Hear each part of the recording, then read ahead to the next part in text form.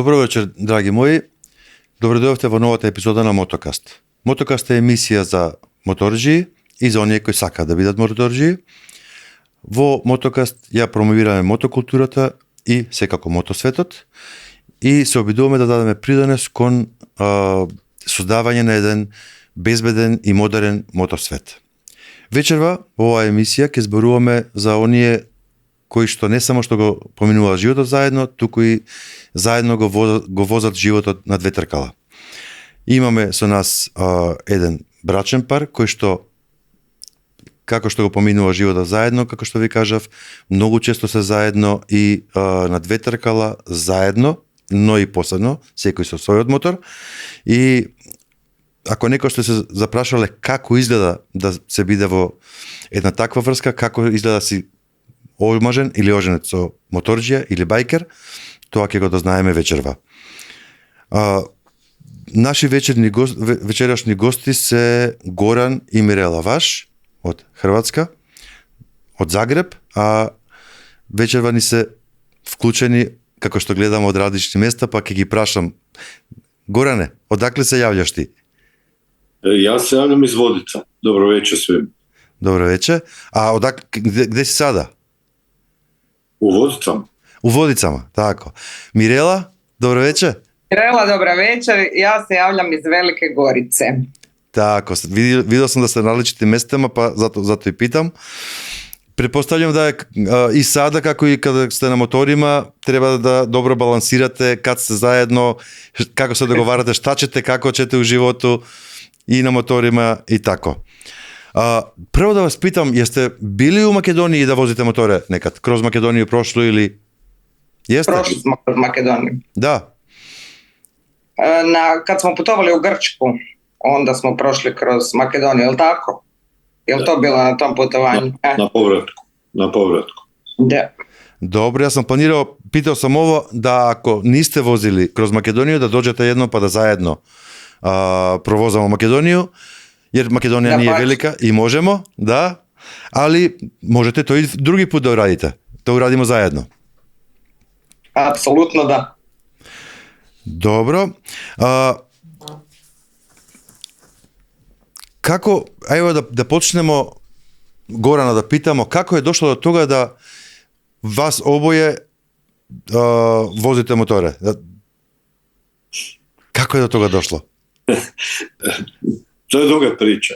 Ja kao klinac od uvijek htio imati motore, međutim, moj stari otac nikad mi nije dao voziti motore. Dok nismo došli u Dohu, onda sam ja u Dohi konačno došao do svega da se složi situacija da ja sebi kupim motor i moram reći da je Mirela u prvom momentu bila jako negativna i rekla ja ti dok sam živa na to neću sjesti. Da skratim priču, godinu dana kasnije je imala svoj motor. Znači nije čekala dugo? Pa brzo se razvijala situacija. Mirela, kako je došlo do toga da ti od prvog odgovora nikad ja u životu do... Pa ne znam, počelo mi se sviđati, bilo je prvo ova odjeća, pa oprema, pa jel bi ja mogla s tobom na motor, pa može, pa vožnja je super, pa trebam čizme, pa trebam kacigu, pa to je krenulo je s tim da bi na kraju bilo jel bi ja mogla i vozit možda. I onda je stigao motor i onda je krenula vožnja. Ali stvarno sam bila jako protiv i to je meni bilo. Ja nikad nisam vozila nikakav motor u životu, ni skuter čak, nikad ništa. Meni je Harley prvi motor, prvo nekakvo vozilo na dva kotača osim bicikla. Tako da, i odmah Harley, naravno, odmah Harley. Znači, Goran je bio krivac da ti sela na motor. Je, veliki krivac. Dobro je. Kako je bilo iskustvo da te, evo, verovatno te je Goran uveo u život bajkera, motorđe. Kako je izgledalo to? Može da nam opišeš? Kako si krenula od nikad u životu da se uvedeš u ovaj život? Gledajte, mi smo vam inače veliki putnici bili, i još uvijek, sad malo manje, ali volimo putovati. I onda je jednostavno, putovali smo avionom, prvo zbog njegovog posla, to je bila nekakva prilika i situacija, onda smo prešli na te motore i Doha i Katar, znate kakva je geografija Katara, znači tamo nije baš zanimljivo voziti motor jer je sve ravno. Međutim, kad smo se vratili tu u Hrvatsku, tu je zapravo počela prava nekakva vožnja i Goran je u stvari taj koji je prije mene ušao u hrvatski milje harlijaša i motorista i onda sam ja uz njega upala isto u to sve skupa, tako da je uglavnom fantastično. Čak nebitni su motori, bitni su ljudi, ja mislim da su bajkeri posebni ljudi. Posebna vrsta ljudi koji jednostavno, ne znam, kliknete se s njima, privlače, to je priča za sebe, ali to bajkeri znaju. Tako je. Ja puno puta kad me pitaju zašto si motorđija, mi kod nas kažemo motorđija, bajker, to je to. I ja im kažem, ne mogu da ti objasnim kad nisi bajker, nisi motorđija. Da, teško je objasniti to. Ajde da vas pitam, evo na početku kad ste ušli ili ulazili u svet kao bajkeri, koji su bili ključni izazovi na koje ste naišli? Jel postojalo nešto što je bilo izazov, niste bili sigurni šta se dešava, šta ste možda otkrili? Meni je bilo lakše jer sam ja pratila Gorana, sad ne znam za njega kako je bilo, jer ja sam uz njega upadala u sve nekakve kombinacije. Tako da, ne znam kak je tebi bilo. Sad ja s njim razgovaram. Pitanje upućeno tebi? Evo, ja bi se sjetio našeg prvog većeg putovanja kad smo se vratili u Hrvatsku. Onda je odmah sljedeće godine bila 110. godina Harley Davidsona u Rimu. I onda smo nas dvoje tada na jednom motoru, Mirela je išla kao putnik i onda smo se pakirali i to je bilo naše prvo veće putovanje od nekih 2 tjedna je to bilo. I ja se sjećam da smo mi imali pune sve bisage, sve torbe i još torbu na motoru i još je sve, ja mislim da smo imali još i prikolicu da bi i prikolica bila puna. I to je ono prvo iskustvo sa velikim putom, nakon toga se čovjek navikne da u biti možeš putovati sa malim ruksakićem ili nekakvom manjom torbicom na bilo koje dužinu putovanja, sve je stvar organizacije i pakiranja stvari koje ti trebaju u stvari.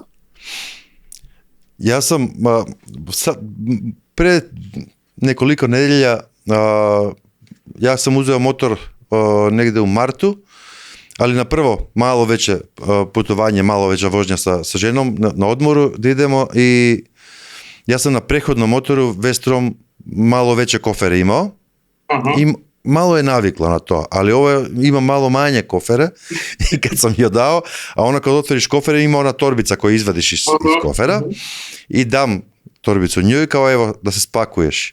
Onako me tužno pogleda gdje da se spakujem. I baš je bilo, ali na kraju se sve to pravilno odvijelo, super prošlo, tako da znači možemo da se upakiramo u malo prostora ako treba. To je to.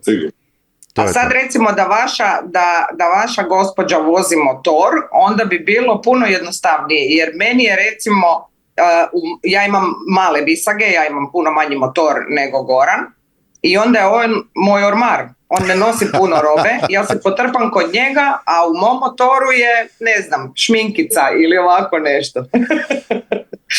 Tako da je lijepo kad ovako bračni parovi voze svaki svoj motor. Ona vozi skuterima, ali to je mali skuter za kroz grad, ali sve više ima neku želju ispoljava da vozi motor, tako super. Da nije daleko od toga, nije daleko. Super. Ajde kad smo oko ova iskustva menjamo i delimo, možeš Goran da nam kažeš kakvu ulogu igra motor u tvom životu? U karijeri, u životu, bilo šta, kako utiče to što si ti bajker?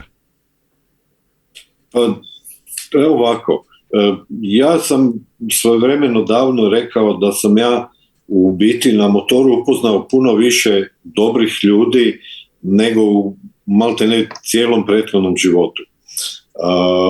Evo ja sam sad neki preko godinu dana u mirovini i konačno sam došao do onoga, sad imam vremena, sad ja mogu sjesti na motor i kuda. I uživati. I samo naprijed. I meni je najjači i najvažniji događaj i doživljaj na motoru mi je upoznavanje novih ljudi, upoznavanje novih mjesta. Ja ću reći Harley, mi smo ovako malo, kako bi rekao, prepotentni. Mi putujemo daleko, putujemo dugo i onda se to koristi isto tako da se upoznaju nova mjesta, da se obilaze neke historijske spomenici. To meni recimo jako puno znači. Ja volim ići po tim povijesnim historijskim spomenicima i to viđati i to me onako ispunjava nekakvim bogatstvom. Odlično. Mirela, ako tebe pitam, da li je motor promijenio nešto u tvom životu? U karijeri, ne znam, u svakodnevnom odnosu sa ljudima? Je. Napravio mi je život zanimljivijim, puno. Tako da je onako kako sam rekla, mi volimo jako putovati i tu se slažemo baš jako. I onda su sva ta putovanja i jedva čekamo da čujemo šta se organizira sljedeće godine, di se ide, kako se ide. To, i kako je Goran rekao, baš ispunjava. Baš je... Znate, kad završite s djecom, kad odrastu i sve skupa, onda se ima i vremena malo za sebe i ovo je fantastično. Ne bi mijenjala. Koliko god sam u startu bila protiv, ne bi sad to mijenjala ni slučajno. I nemoj. Super je. I neću valjda. Gorane, ja sam propustio na početku da pitam, a šta si po struci, šta si radio? Rekao si da si se penzionirao skoro. Šta si radio prije? Ja sam završio školu, višu zrakoplovnu školu, ja sam bio prometni pilot u zračnom prometu. Krenuo sam još u JAT-u, Croatia Airlines, zatim Qatar Airways i onda nakon toga sam prestao letiti, negdje 2012. pa sam nekih 8 godina radio u UN-u u mirovnim misijama. Konačno. Znači uglavnom pilot? Pilot. Šta je to što je zajedničko za motori i za avione? Putovanja, novi ljudi, kulture. Tako. Ja sam mislio da ćeš reći brzina, te stvari, ali nije. Putovanja znači. Ne, putovanje. Pa ja sam u svojoj karijeri avionom dovoljno brzo i daleko putovao da mi brzina više nije bitna. Sad je bitno trajanje. Mirela, ako tebe pitam, i to, na početku sam trebao da postavim osnovna pitanja, ali zanima me šta radiš ti u životu? Pored Gorana, pilota... Uživaš, eto. Uživam. Odlično. Ja sam u početku naše veze radila u kontroli leta, u meteorologiji, ali to je završilo kad se rodio naš dragi sin. I u krajnjem slučaju odselili smo se u Katar, pa sam ja dala otkaz tu da bi mogli biti u Kataru. Da budete zajedno, da. Da. Odlično, a recite mi, jer interesantno mi je da ste bračni par i da zajedno sa motorima sve to kako balansirate to zajedničko planiramo, ono ste rekla, on je moj orman, znači ako imaš potrebu da staviš neke stvari plus, kako balansirate između interesa ili preferencija jednog i drugog kad planirate ova zajednička putovanja? Jer vam oduzima puno vremena da planirate ili kako? Ova dugačka putovanja, hoću ja pričati, dugačka putovanja, neka velika po 2 tjedna, 3 tjedna, ne znam, uglavnom to organizira klub naš, Pleter, i to nas ide uglavnom puno, dosta. Nekakva manja putovanja, Goran i ja se jako lako dogovorimo jer nam se vozi jednom i drugom i to uopće nije problem. Za čas se mi dogovorimo, idemo, spakiramo se, odemo i gotovo. Tako da vrlo jednostavno funkcioniramo ovoga što se toga tiče. A je li ima neka vožnja ili putovanje koje ste imali zajedničke da je možda evo uticalo na vaš odnos, ojačalo vaš odnos ili nešto ste otkrili jedno o drugome tokom putovanja, desilo se nešto? Pa ja mislim da svako putovanje nekako, ne mogu reći da nas bliži, ali uglavnom daje kvalitetu nekakvu. Mislim da svako, da li je to bilo na, 2 sata vožnje na kavu u Varaždin ili nekako dugačko 3 tjedna, mislim da, jer meni je uvijek ljepše, ja sam putovala i bez njega, on je putovao i bez mene, bilo je toga. Isto i zbog njegovog posla i sve skupa, ali ja sam uvijek sretnija i zadovoljnija kad je on u grupi ili bez obzira kad sami putujemo sami, to je sve štima, ali puno mi je ljepše, lakše, ugodnije, sigurnije, nemam brige, ne moram misliti, ja vam samo vozim. Ja uopće ne mislim onda. Tako da, kad je Goran, naravno, u kombinaciji. Kad sam sama, onda već moram razmišljati puno više. Tako, eto Gorane, sad znaš kako se osjeća Mirela kad zajedno putujete. Da. Zna on to jako dobro. Znam ja to. Mogu ja nešto reći? Ajde, slobodno. Ne možeš. na ovim dugačkim putovanjima zna se desiti da mi odemo, pa smo negdje u nekom gradu 2, 3, 4 dana, i onda se iz tog grada, bilo gdje god to bilo, se ide na neke kratke vožnje i onda vam Mirela u biti jako ljena. Onda ona kaže, ja ću sad parkirati svoj motor u hotelu ili bilo gdje odsjedamo i idem s tobom, ti me voziš. Tako da organiziramo se, dobro. Istina. Istina. Dobro je da ste na različite lokacije, pa ne možeš nogom da ga udariš. Dobro. Pomenuli ste prva ozbiljna tura je bila u Rim, je li tako? Da. A evo, možemo da izdvojimo da li jednu ili više omiljenih putovanja ili tura koje imate gdje ste zajedno išli? Meni je sve omiljeno, moram priznati. Bravo. Uopće ne mogu izdvojiti nešto posebno, stvarno ne mogu. Sve mi je predobro. Jer sam ja od onih slika koje sam gledao vaših video da ste puno putovali, baš puno po Budimpešta, pa Rim, pa ne znam gde sve. Zato i pitam, je li neka omiljena, recimo, ovo putovanje mi je baš ostalo u sećanju i... Pa ne znam, evo kažem, meni su stvarno, ja ne mogu izdvojiti, ne znam sad za Gorana, ali ja stvarno ne mogu izdvojiti da mi je baš neko specijalno bilo bolje od ovih ostalih. Sva putovanja su mi bila baš ekstremno dobre. A kako ste na svim tim putovanjima, je li imalo nekih situacija, možda i anegdota neka, ali možda i neprijatne situacije koja se desila koje možete da izdvojite, da podelite sa nama? Ajde Goran vaš, sjeti se. Pa mora da je bilo neka. Bilo je recimo ovo zadnje kad smo bili Portugal i Španjolska, onda je si ti imala toplotni udar tamo u Toledu. Pa... Joj Bože, nemoj to. To je isto situacija što se može svima desiti. Baš je bilo vruće po jugu Španjolsku se svozili i Mirela je imala toplotni udar i jednostavno nije se dobro osjećala, više nije mogla. Nisam se usudila više voziti nakon toga, baš mi je bilo loše, baš je bilo grdo.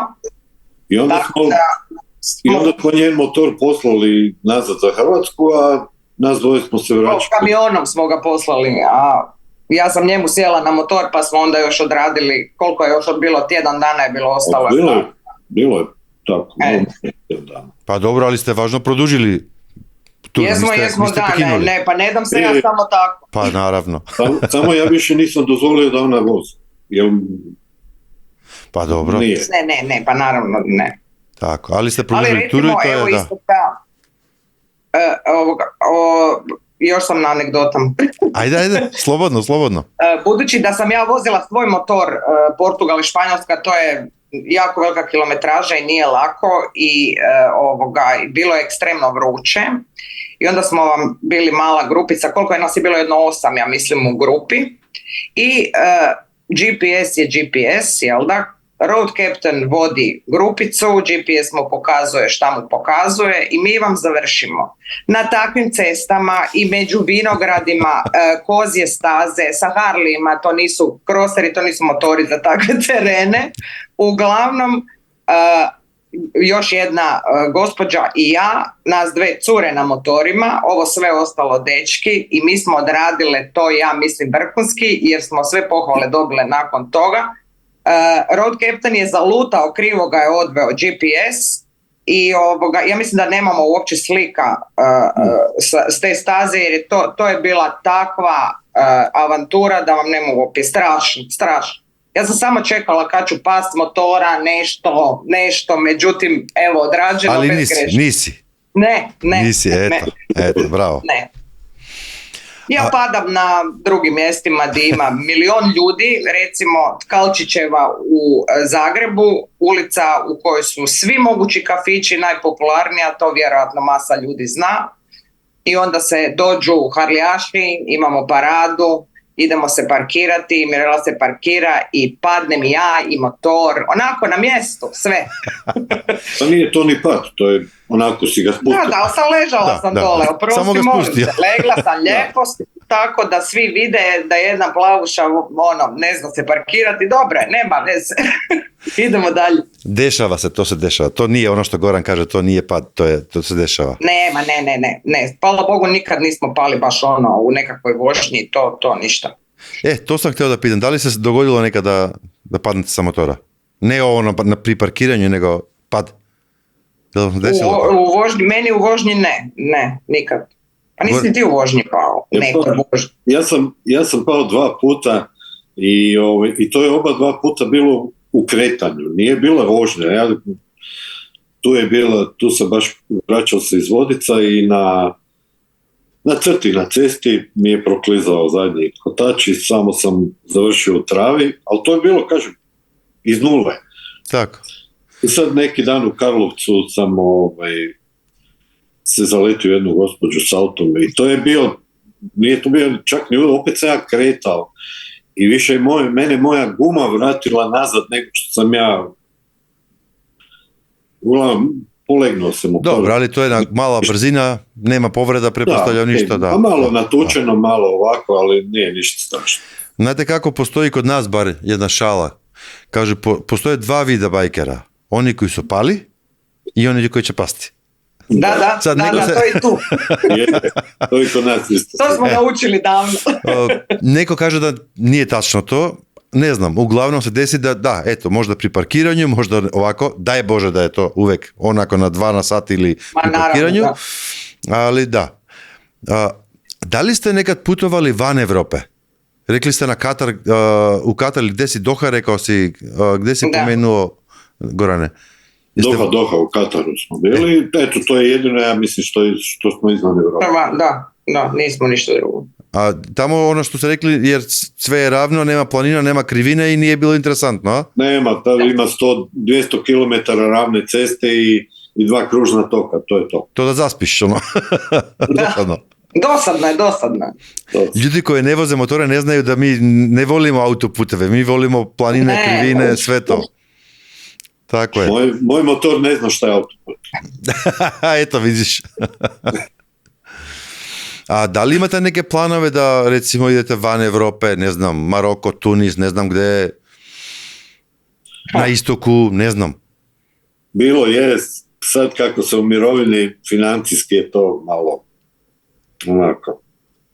Trebali smo putovati, ko je 20, je li tako? 20. smo trebali ići u Ameriku, međutim onda je došao COVID i onda je bilo ništa. Sve 2 godine ništa, da. Da. Dobro, a da pitam, pomenuli ste puno puta Harley, zašto Harley? To Sad ti odgovori.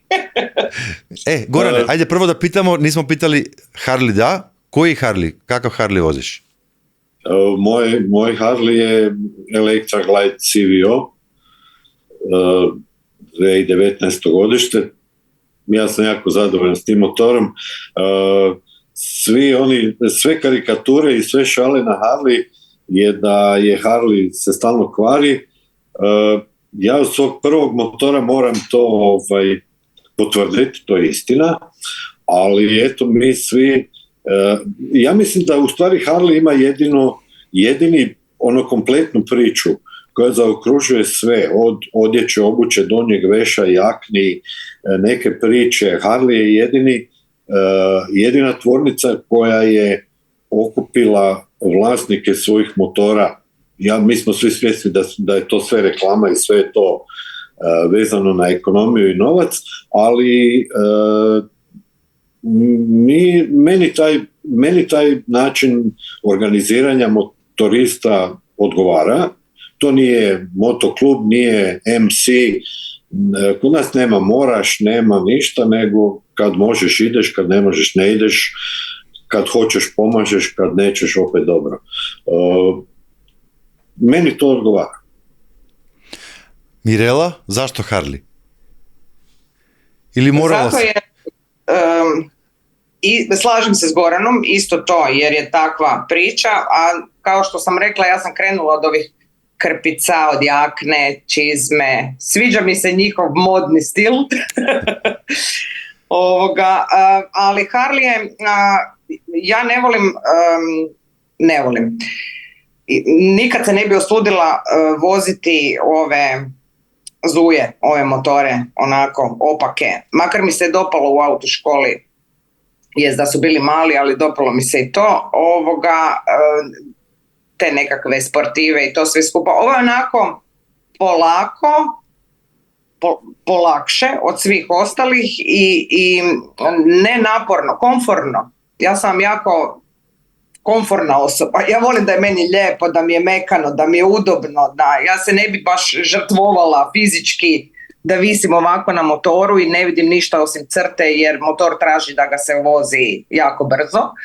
Tako da ovo je onako laganini, a mislim da je to za ove naše godine i odgovara.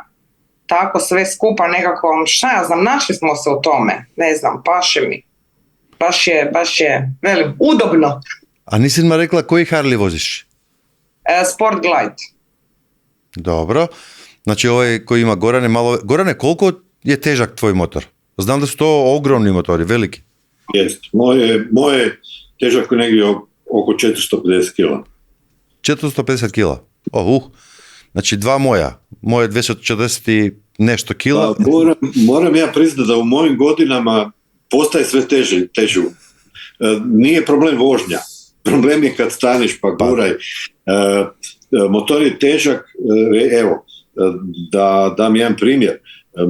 Mi svi sa Harleyima, s obzirom da su oni dosta veliki, jaki, teški motori, kod parkiranja mi svi moramo planirati kako ćemo van. A kako ćete da izađete? Da, jer ne daj Bože da ga moram gurati unazad, ja ga sam ne mogu izgurati.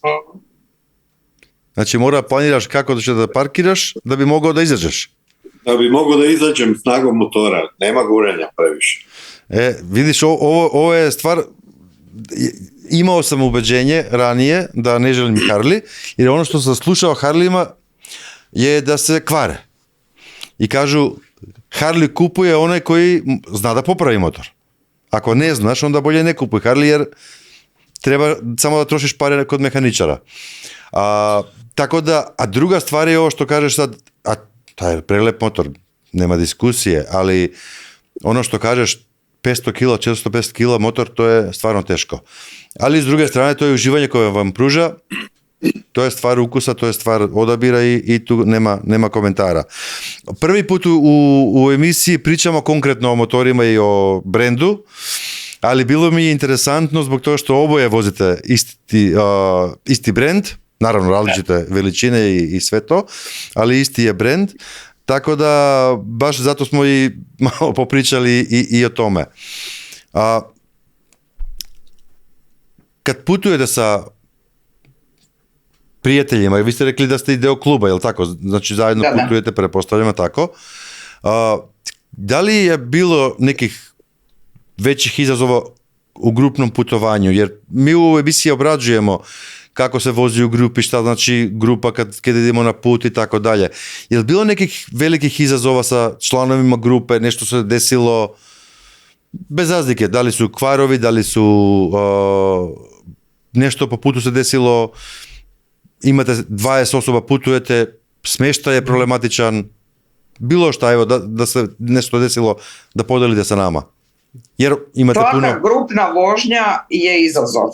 Ali svaka grupna vožnja je izazov, jer uvijek ćete imati nekoga ko je noviji, ko se ne snalazi baš u grupnoj vožnji. Neki ljudi voze, ne znam, 15-20 godina, ali voze sami i onda dođu voziti u grupu. To je drugačije skroz, jer postoje pravila. Treba se znati, trebamo čuvati sebe i druge kad je grupa i tako to. Tako da mislim da je svaka grupna vožnja zapravo izazov. Ima ustaljenih ljudi kao mi recimo i još ne znam nekoliko tako parova ili nekoliko bajkera, kad se mi složimo nekakve grupice, zna se ko se s kim vozi, mi već znamo kako ko vozi, ali baš nama iskusnima onda uglavnom stavljaju u grupu još nekoga ko je manje iskusan da ga naučimo u krajnjem slučaju. Tako je. Ali mislim da je jako bitno da ljudi nauče da poslušaju predavanje ili šta god kako se vozi u grupnoj vožnji. Tako da, naročito na nekakvim dugačkim putovanjima di nakon 5 dana zajedničke vožnje, zajedničkog života, zajedničkih hotela, klopa i svega, ljudi već počnu pucat pomalo, već je, postanemo nervozni, svašta se događa.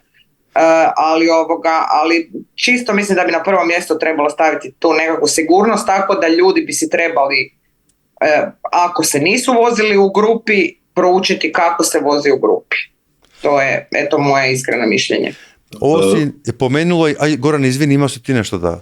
Oprosti, što se tiče vožnje u grupi, to je vrlo lijepo i vrlo izazovno, kako Mirela kaže. Ja sam se svojevremeno, dok sam bio malo mlađi, dok sam imao malo više volje, ja sam se bavio predavanjima, jer Harley je kao Harley Owners Group, međunarodna organizacija, oni su razvili jedan set pravila kako se vozi u grupi. I to su preporučena pravila, svako ih na kraju prilagodi nekakvim svojim vožnjama. Ja sam se bavio tim i mi u našem klubu polažemo jako puno na to da se ljudi nauče pravilima i odnosima u vožnji, u grupnoj vožnji. Jer to je jako opasno, mi svi imamo teške, velike motore, jake motore, mislim nije to nebitno i kod ovih brzih motora, da ja ne kažem, ne bih htio praviti razliku. Pad u grupi je jako opasna stvar i tu imate 7-8 motora na hrpi i to je jako gadno. Kad smo kod ovoga, da li se desilo, slušao sam puno puta priča, u mom klubu se nije desilo do sada, ali kod puno klubova se desilo da recimo krenuli na put 15 ljudi, onda se 5 ljudi vratili posebno, 10 ljudi posebno. Da li se nesuglasice desile neke da jednostavno neko prekine putovanje ili bilo šta, je se dešavaju ovakve stvari? Mislim da ne, da kod nas ne. Da nije bilo ništa tako da se neko baš tako,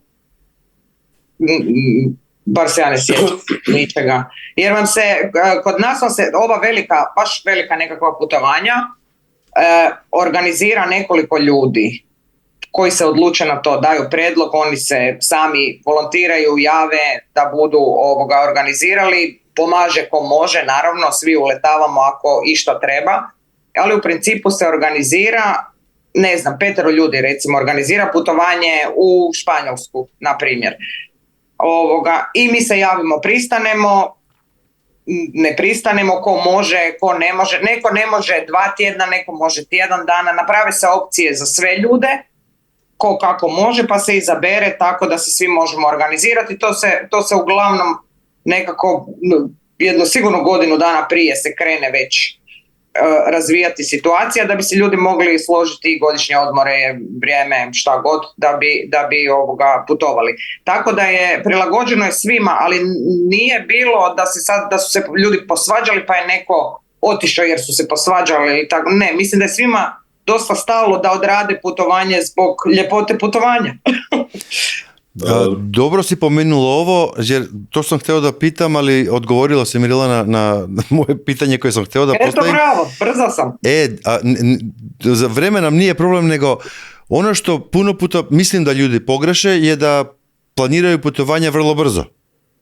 I ono što ti rekla, ti se godinu dana se planiraju neke stvari, ne mora da bude godinu dana, ali mjesecima kad se planira sve kako treba, onda se svi prilagode svemu tome i drugačije. A vjerovatno kad se, kako da kažem, u kratko vrijeme sve to isplanira, a uključiš puno ljudi, možda tu ne može funkcionirati, jer mislim, ljudi rade za Boga, tako da ne mogu svi uvijek, ne znam, ili kad se ko smisli, tako da je, mislim da je u svakoj toj organizaciji putovanja, mislim da je ključno da se na vrijeme krene organizirati nekako putovanje, jer nas obično ide puno na ova evropska nekakva putovanja, ide nas puno i nemate smještaja, nema hotela koji će primiti, ne znam, 50 ljudi, tako recimo, na 2 noći, to je veliki problem. I to treba onda na vrijeme sve skupa rješavati, jer se zakompliciraju stvari, pa dok se to raspetlja, pa dok se nađe nešto drugo, pa tako da uglavnom se planira dosta unaprijed kod nas i onda zato to i uspijeva. Super. Desi se da neki ljudi odustanu jer se razbole, ne znam, ili nešto se desi, mislim, to niko ne zna šta će se desiti, naravno. Ali u principu, zbog nekakve napetosti među ljudima do koje sigurno dolazi, niko nije napustio tako nešto. U krajnjem slučaju platili su pa će odraditi. Goran, ti si nešto htio da dodaš, prekinuli smo te. Kao što sam ja rekao, mi koji vozimo Harley smo malo prepotentni i mi vam u principu odsidamo onako, vozimo skupe motori pa odsidamo i skupim hotelima. Ovo što Mirela kaže, ljudi plate unaprijed hoteli pa onda ne odustaju. Međutim, ima još jedna druga stvar. Mi iz iskustva znamo da negdje 6. i 7. dan ljudi počnu pucat psihički i tu onda počnu male trzavice, svađice, ovo ono i sva ta duža putovanja se planiraju tako da se svakih 6-7 dana napravi pauza u nekom gradu od bar 2 do 3 dana. Tako. Da ljudi imaju slobodno da se malo ohlade od grupe i da rade šta hoće. Tako, to je dobar plan. A da vas pitam, pomenuli ste ranije sina. Jel sin izrazio želju da vozi motor kao vi?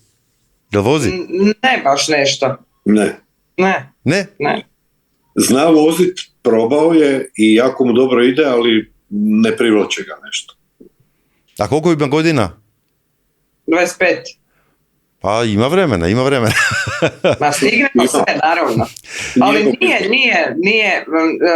Djeca nekih naših prijatelja, recimo su sa roditeljima dolazili na nekakve fešte, ne znam, bili su u toku s nama, to je se njima dopalo, ali ne njih puno čak. Ja sam mislila da bude više, naročito dečki, to s tatama, ne znam, motori, ovo ono, ali svega je nekoliko, nas ima dosta u klubu, pa nešto ne vidim baš da djeca su to naslijedila nešto dramatično, tako ni naše dijete. On je više u autima nekako sada. Tako, kod mene ćerka je 18 godina i već želi da vozi, sad se ubeđujemo da prvo treba naučiti dobro da vozi auto, pa onda da pređe na motor. Pa onda, odlično. Ali to smo malo odgodili, verovatno ne puno. A kako, evo, vaš sin ili njegovi prijatelji gledaju na vas kao bajkere? Jako dobro. Njemu, sinu našem, jako imponira jer mi vozimo motor, on se pohvali s tim, onda ispadnemo fora roditelji neki kao malo opičeni i tako, jer smo na motoru. Super.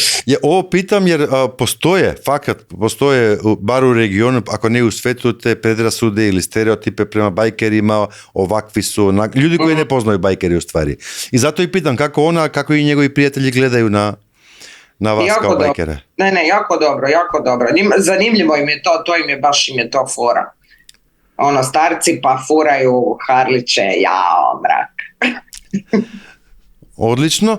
Sad, sljedeće pitanje, malo ste pomenuli, zato sam htio da uđemo u ovaj deo. Goran je pričao o tim predavanjima i tako. Motocast je fokusiran na motorđije, na bajkere i na bezbednost. Kako vi upravljate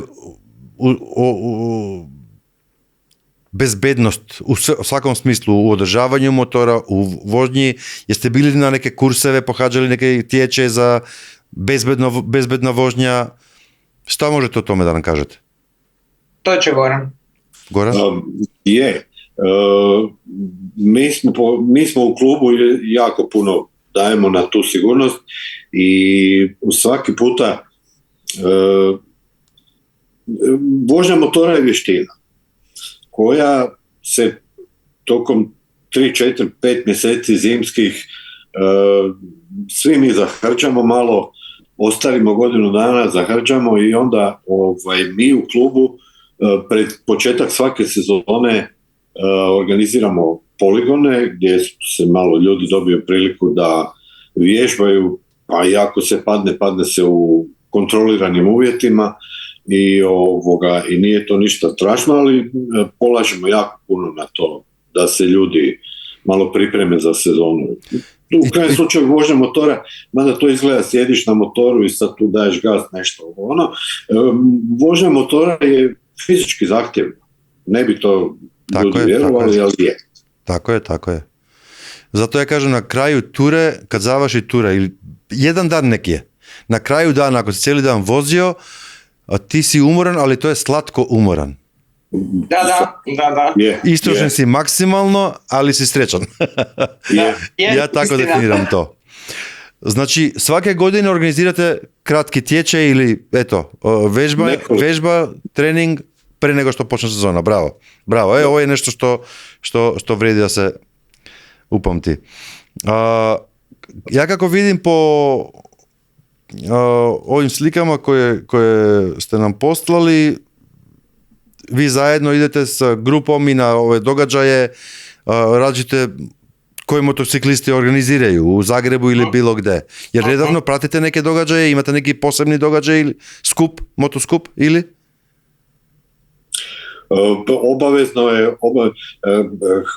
HOG, Harley Owners Group Europa, organizira svake godine godišnji evropski reli koji je svake godine u drugoj zemlji, u drugom gradu. I to je po meni jedan od događaja koje ja volim biti.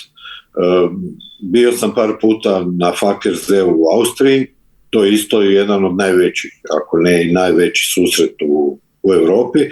A moram priznat, bio sam par puta na susretima motoklubova koji nemaju veze sa Harlijima i bilo mi jako lijepo. Bravo, jer mi koji ne vozimo Harley idemo na te skupove obično, tako da dobro je da ti se dopalo. Ajde, posle ovo veliko pitanja koje sam postavio, dolazi mi nešto što sve moje goste pitam. Šta za vas znači motor? Ili vožnja motorom? Zašto vozite motor? Ajde. Gušt. Zadovoljstvo. Opuštanje. Uživancija, strašno velika uživancija. Koliko god da bude i naporno, ali kako ste i rekli, onaj zdravi umor, onaj dobar umor, onako, veliko zadovoljstvo. Mislim da je... Ja bi rekao ovako, iskustvo iz Dohe. Ja sam tamo, kako sam letio, pa je bilo noćnih letova, pa se vratiš u 11-12 navečer. Mirela i Leo, sin naš, su bili na godišnjem preko ljeta, a tamo zbog vrućine smo se uglavnom noću upustili. Ja sam znao doći sa leta negdje oko ponoći, sjednem na motor i vozim se do zore. dokle god ne ispušem sav stres, sve napetosti koje sam imao tokom leta, ja se samo vozim i onda dođem, samo se otuširam i padnem u krevet, gotovo. To je nešto fantastično. Primio si svoju terapiju i možda spavaš. I to je to. To je to. Jel imate neke aksesoris ili dodatke od opreme, nešto što stvarno volite i što bez toga ne idete na put? Kišno odijelo. To ti je omiljeno, dobro. Nije mi omiljeno, ali bez toga ne ide. Pa naravno. Ne. Omiljeno. Pa ne znam, nešto. Ja imam radio na motoru, ja obožavam slušati rock. Eto, ti imaš, ja bih volio da na mom motoru imam radio, nemam, nije takav motor, stvarno mi fali ponekad. Pošto nemam, ponekad i pevam, samo kacigi, niko ne čuje. To je najbolje, tako je. To je najbolje. Ja imam radio na kacigi koji lovi ove stanice, koliko lovi, onda odemo među brda, onda sve krči, ništa se neće, onda ja pjevam u kacigi sama sebi isto. Super, znači ne moraš da pevaš, slušaš radio, to je dobro. Jel imate neki savjet za početnike bajkere ili za početnike bračne parove koji žele da zajedno počnu da voze motore? Neki savjet, neku poruku? Za bračne parove. Podržavajte se. Vozite se što češće, što više. Lijepo je jako. Gorane? Pa da, definitivno. Užitak. Samo uživajte. Ko voli, mislim da to nekako ide samo od sebe. Kom se to dopadne, ko odluči sjesti na taj motor, naročito ako odluče oba dvoje par, da li zajedno, da li svako na svom, mislim da je to baš jako dobro. Jako dobro. Dragi gledači, vrijeme je za rubrikata Motoobjektiv. Pogledajte ja, se gledam povtorno.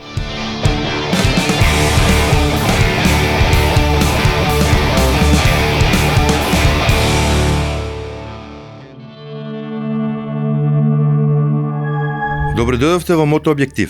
Дали некој сте се запрашале како моторџиите комуницираат кога се на пат? Доколку имаат модерна технологија, комуникатори, Bluetooth опрема и така натаму, тогаш е лесно. Но во поголеми групи не сите имаат ваква опрема. Тогаш како комуницираат? Во денешната епизода на Мотообјектив ќе ви ги представиме основните знаци или сигнали кои ги користат моторџиите низ светот. Свртување налево. Известете ја групата дека вртите лево. Сигналот може да се користи за двоење од групата или за водење на групата. Направете го сигналот со истегнување на левата рака директно со дланката светена надолу. Свртување на десно. Известете ја групата дека вртите десно. Испружете ја раката и свиткате го лакто за 90 степени нагоре. Стиснете ја раката во тупаница. Стоп или застанување. Кога лидерот на групата ќе го даде сигналот стоп, тоа треба да предизвика верижна реакција што ќе оди се до последниот возач во групата. Спуштате ја левата рака надолу по 90 степени, држејќи ја дланката отворена и насочете ги прстите надолу. Забрзај. Неискусните групи најмногу ќе имаат корист од овој сигнал. Користете го овој сигнал за да му кажете на остатокот од групата да го следи вашето темпо со зголемување на брзината. Испружете ја левата рака и замавнете со дланката нагоре за да дадете сигнал. Забавете. Овој сигнал е многу корисен бидејќи кај моторите моторното кочење е многу силно, а не го активира стоп светлото. Испружете ја раката надолу со дланката по 90 степени и замавнете кон патот, за да им кажете на сите во групата да успорат. Следете ме. Се користи за објавување на нов водач на групата. Исто така се користи за поделба на голема група во помали групи. Направете го сигналот со испружување на раката кон напред со исправена дланка. Опасност на патот. Опасност на лево. Испружете ја левата рака и покажете со показалецот надолу. Опасност десно. Испружете ја десната нога и со стапалото покажете надолу. Ти води или дојди има два различни дела. Започнете со приближување покрај возачот што сакате да води. Со едно движење покажете го нивниот мотор и потоа замавнете со раката напред. Повторете го ово движење се додека другиот возач не разбере. Застанување или кратка пауза. Испружете ја раката налево со стисната тупаница. Протресете ја тупаницата користејќи кратки движења нагоре-надолу како да тресете лименка. Правете го ова само кога патот е рамен и без нерамнини и има доволно простор за застанување. Застанување за освежување или подолга пауза. Укажете дека сакате да застанете. Дигнете ја левата рака свиткана во лактот и со палецот покажувате кон предниот дел на кацигата. Вклучен трепкач. За да направите гест трепкање со помош на левата рака, наизменично издолжите ги прстите и правете тупаница. Користете го овој сигнал за да му дадете на знаење на друг возач дека го оставил вклучен трепкачот. Полиција напред. Известете ги вашите совозачи за полициска активност на патот со тапкање на горниот дел од кацигата со левата дланка. Секако, бидете внимателни и почитувајте ги сите прописи и закони кога го возите вашиот мотор. Застанување заради гориво. Известете за вашата потреба за полнење гориво со покажување на резервоарот за гориво со левиот показалец. Се надевам дека сега работите се појасни. До следната епизода да сте ми живи и здрави.